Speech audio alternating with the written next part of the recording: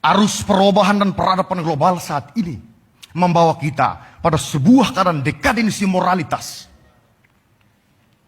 Secara filosofis, dekadensi moralitas itu membawa kita kepada dua arah, yaitu menjadi immoral dan juga menjadi amoral. Immoral di mana kita semua menyadari tentang prinsip-prinsip moral dasar manusia yang telah kita tetapkan secara bersama sebagai sebuah konsensus, tetapi bertindak menentangnya. Sebagai misal, kekuasaan yang selalu cenderung menggunakan institusi peradilan untuk melanggengkan kekuasaannya juga adalah amoral. Jenis ini dalam bahasa saya sering saya ungkapkan sebagai anima rationale atau binatang berakal budi. Karena nilai-nilai yang baik dan buruk rupanya sudah tidak relevan lagi dengan dirinya. Kenyataan ini telah menciptakan sebuah garis demarkasi yang tinggi dengan apa yang diungkapkan oleh Thomas Aquinas tentang kecenderungan natural manusia, ordo rerum naturalis, untuk melakukan yang baik dan menolak yang jahat. Bonum est faciendum et prosequendum malum est vitandum. Secara lebih khusus, dalam dunia berhukum, sadar ataukah tidak, dekadensi moralitas ini semakin menjadi momok yang menakutkan. Pertama, ketika kita melacak substansi hukum kita, para pembuat hukum kita, para legislator kita dalam proses politik hukum, di sana dituding telah melakukan legis corruptio atau pembusukan hukum. Masih hangat dalam ingatan kita. Pada tahun 2024 yang lalu, di sana undang-undang pilkada ingin direvisi dalam jangka waktu 1 malam. Ini demi apa? Demi melanggengkan kekuasaan. Dan yang kedua, tentang penegakan hukum. Saya ingat persis apa yang dikatakan oleh Majelis Pidana Agung Belanda, Bernardus Maria Taverna. Dia bilang apa? Beri saya jaksa yang jujur dan cerdas. Beri saya hakim yang jujur dan cerdas. Maka dengan undang-undang yang paling buruk sekalipun, saya dapat memberikan putusan yang berkeadilan substansial. Ungkapan ini sebenarnya ingin mempertegas bahwa aparat penegak hukum adalah sentral, adalah faktor fundamental dalam proses penegakan hukum demi tercapainya kebenaran dan keadilan substansial. Ketika kita menoreh kepada proses penegakan hukum kita di Indonesia hari-hari ini, yang berorientasi pada kebenaran dan keadilan, sungguhlah api jauh sekali dari panggangannya. Institusi peradilan dituding sebagai mimbar untuk orang berkuasa dan berduit, mengadili orang lemah, miskin, bodoh, dan marginal. Hukum dituding sebagai mesin untuk terus memproduksi ketidakadilan.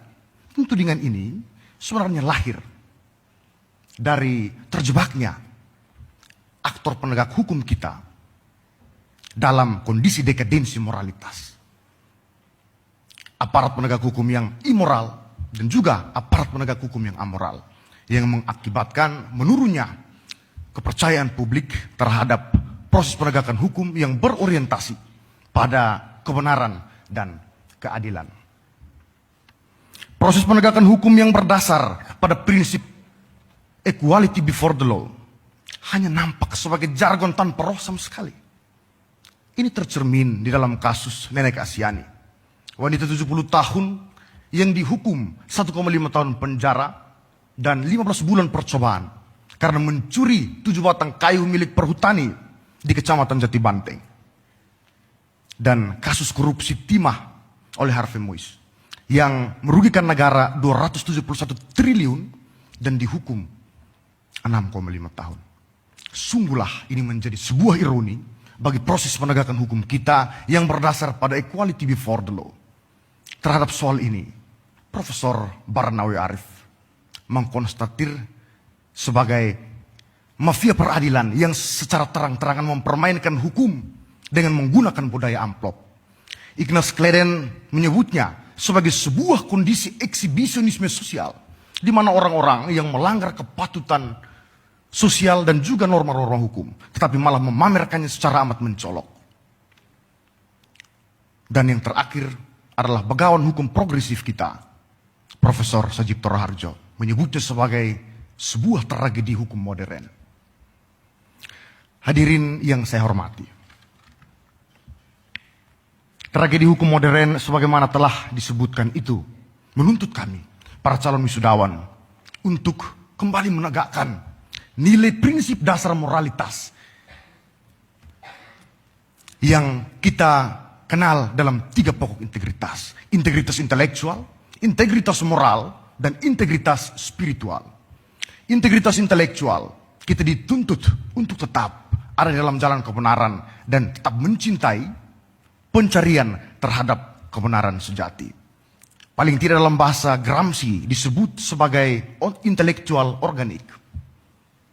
Dan kebenaran sejati patut kita sikapi dengan mendasarkan diri pada sikap Aristoteles yang selalu menghargai kebenaran, yang terkenal dalam ungkapannya kepada Plato sebagai gurunya, amicus Plato, sed magis amicus veritas. Plato itu adalah sahabat saya, tetapi saya lebih bersahabat dengan kebenaran. Ungkapan ini ingin mengajak kita untuk tetap tegar di dalam jalan kebenaran dan tetap profesional dalam seluruh bidang pekerjaan kita. Yang juga tidak kalah penting adalah integritas moral dan spiritual. Marilah kita mendasarkan kembali, menegakkan kembali, merevitalisasi kembali prinsip-prinsip dasar moral manusia yang ditancapkan oleh Ulpianus pada 350 tahun sebelum Masehi yang lalu. Dia bilang apa? Honeste vivere, alterum non ledere, suum cuique tribuere. Berikanlah kepada orang lain apa yang menjadi haknya. Hiduplah dengan jujur dan janganlah menyakiti orang lain. Ungkapan ini ingin mengajak kita untuk tetap bertindak adil, jujur, dan jangan merugikan orang lain di dalam bidang pekerjaan kita masing-masing. 3 pokok integritas inilah yang ingin saya ungkapkan untuk kemudian kita jadikan dasar pijak kita di dalam melangkah maju.